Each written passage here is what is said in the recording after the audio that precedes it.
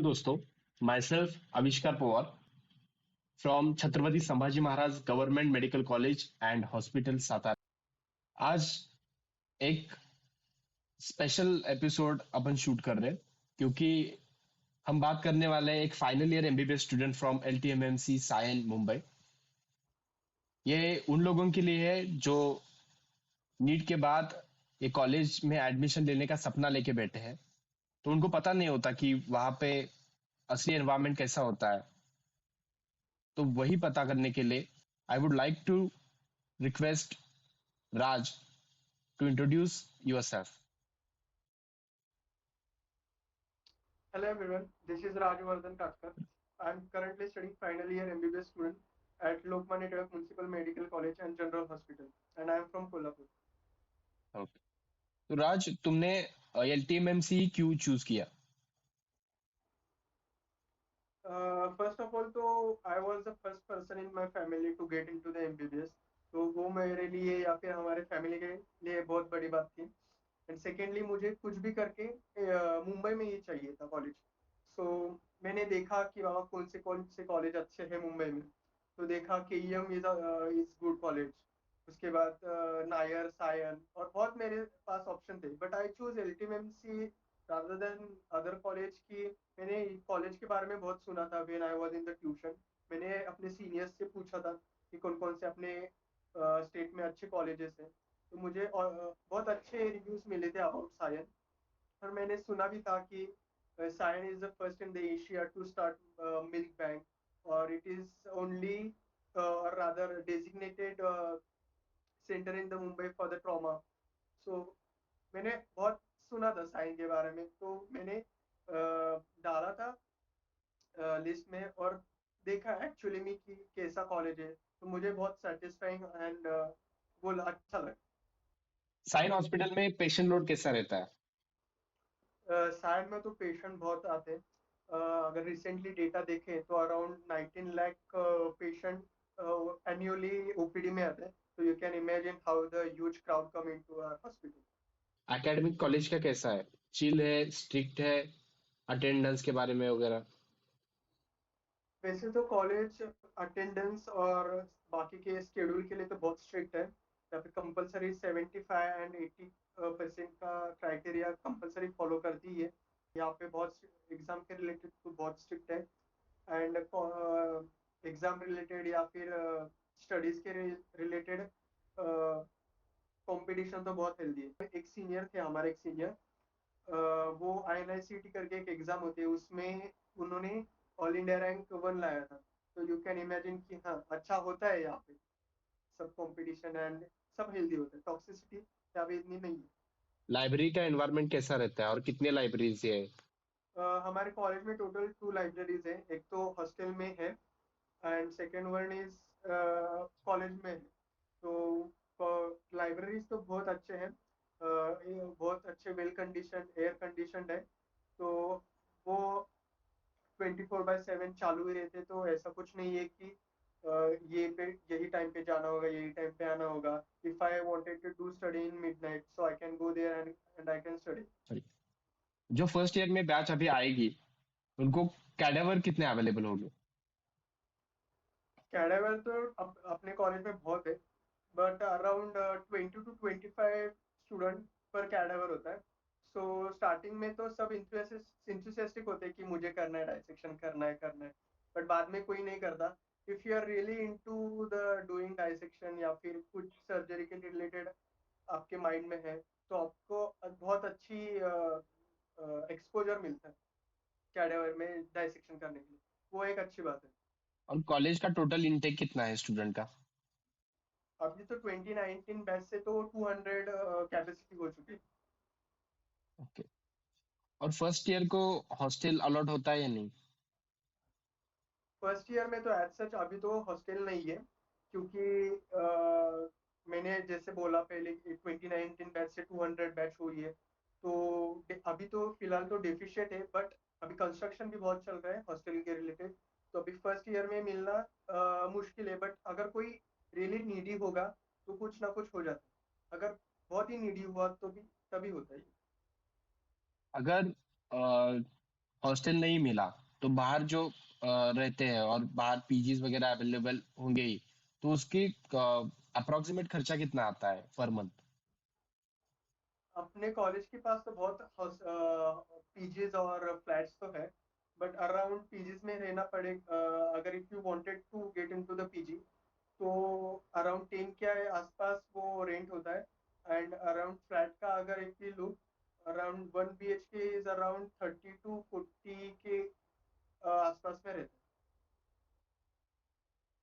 जो second year के बाद अभी हॉस्टल अलॉट हो गया, तो उनको एक रूम में कितने लोग होते हैं और वो कैसा मतलब डिटरमाइन कैसे करते हैं? सेकेंड ईयर में तो अभी मतलब डिपेंडिंग, अभी तो हमारे कॉलेज में टोटल 3 हॉस्टल्स है। एक तो 100 मीटर के रेडियस में 2 हॉस्टल्स है, और एक थोड़ा सा 600 to 700 मीटर के रेडियस में, वहाँ पे कुछ सेकेंड ईयर के स्टूडेंट्स होते हैं, अराउंड 4 to 5 पीपल पर फ्लैट। एंड थर्ड ईयर में अराउंड 2 पीपल पर रूम, एंड फाइनल ईयर में हर एक को सिंगल रूम मिलता है। हॉस्टल का इन टाइम वैसे तो चिल है, ऐसा कुछ नहीं है कि 9 PM ही आना पड़ेगा, 8 PM ही आना पड़ेगा, ऐसा तो कुछ नहीं है। सिक्योरिटी बहुत अच्छी है, तो उसके हिसाब से तो इन टाइम आउट टाइम ऐसा कुछ तो नहीं है, बट सेफ है, सब अच्छा है, सब चिल। सॉरी, हॉस्पिटल में जब अपन विजिट करते हैं तो रियल हैंड एक्सपीरियंस मिलता है या मोस्टली ऑब्जर्विंग रहता है? ऐसा कुछ नहीं है। अगर if suppose I am posted in medicine department, and अभी मेरा ओपीडी चल रहा है, तो I can do minor procedures like BP check करना, देन डायबिटीज का blood level, glucose level check करना, ऐसे छोटे मोटे चीज आई कैन डू। एंड अगर मैं ओटी में अभी हूँ, तो as such as a student मुझे तो सर्जरी तो नहीं करने देंगे, but if I really wanted to know the things about the surgery, तो उनको असेस करना या फिर छोटे मोटी चीजें को हैंडल करना, देखना, we can get into this. अभी आते हैं most interesting part of the college life, that is cultural fest. तो एलटीएमएमसी मुंबई में कौन से कल्चरल फेस्ट और एकेडमिक फेस्ट होते हैं, उसके बारे में थोड़ा बताइए। हमारे कॉलेज में कल्चरल फेस्ट है जो अश्वमेध है उसका नाम, and academic event is Trinity. अश्वमेध कैसा कंडक्ट किया जाता है, कितने दिन का होता है? Ashwamedh last for the 3 to 4 days. उसमें batch dance, singing competition, dance competition, then छोटे मोटे बहुत इवेंट्स होते हैं, लाइक होते ही है, फेस कंपटीशन, देन ड्राइंग, ऐसे ऐसे। एंड यहाँ कॉन्सर्ट्स होते हैं, ईडीएम नाइट होती है, देन फैशन शो होता है, एंड स्टैंड अप कॉमेडी भी होती है। सो बहुत फनी है एंड बहुत अच्छा इवेंट है। और एकेडमिकली जो इवेंट होता है वो कैसा होता है, ट्रिनिटी अभी बताया आपने? ट्रिनिटी अराउंड 6 डेज का इवेंट होता है। उसमें first 3 days are for workshops, and next 3 days are for the conference. Workshops में एंडोस्कोपी, रेडियोलॉजी, सर्जरी, उसके related workshop, hands on workshop होता है, जैसे कि सुचरिंग कैसे करना है। देन रेडियोलॉजी के जो जो नए इंटरवेंशंस आए हैं, उसके रिलेटेड वर्कशॉप्स होते हैं। देन नेक्स्ट 3 डेज जिसमें मेन कॉन्फ्रेंस होती है, उसमें ओरिएशंस होता है, जैसे कि मेडिकल फील्ड में अभी क्या नया चल रहा है, so we can get to know this. Then उसमें quizzes, competitions, panel discussion, then debates, ऐसे सब इवेंट्स होते हैं। एंड इट्स ट्रिनिटी बहुत बड़ा इवेंट है। If I have to tell you कि our ex president doctor APJ Abdul Kalam sir वो एज अ ओरिएटर आए थे, सो हमारे कॉलेज, यू कैन इमेजिन कितना इवेंट बड़ा है। जो नीट एस्पिरेंट अभी नीट 2025 दे के एलटीएमसी लेना चाहते हैं, उनके लिए क्या एडवाइस दोगे?